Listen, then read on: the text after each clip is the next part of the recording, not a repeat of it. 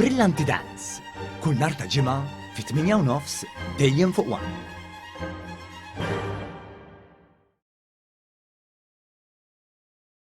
L-aġenda tal-Presidenza Maltija tal-Kunsill tas-Sigurtà tan-Nazzjonijiet Uniti kienet il-prijorità ewlenija fatt tal-qagħat bilaterali li l-Ministru għall-Affarijiet Barranin u Ewropej u l-Kummerċ Ian Borg kellu fi New York.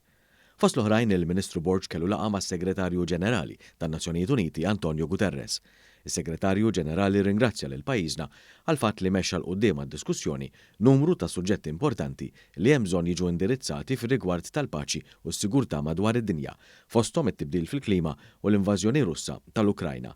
Flimkien mas-Segretarju Ġenerali Guterres, il-Ministru Borg tkellem ukoll dwar l-aħħar żviluppi fil-Libja.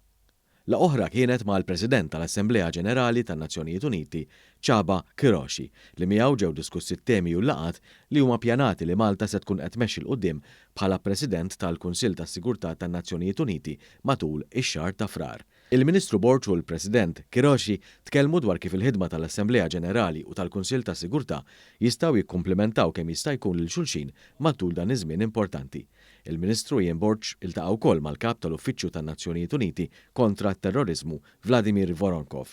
Miegħu iddiskuta l-irwol ta' pajjiżna bħala membru u anki President tal-Kunsill tas-Sigurtà sabiex ikun hemm kollaborazzjoni effettiva fix-xogħol li jsir ma' dan l-uffiċċju.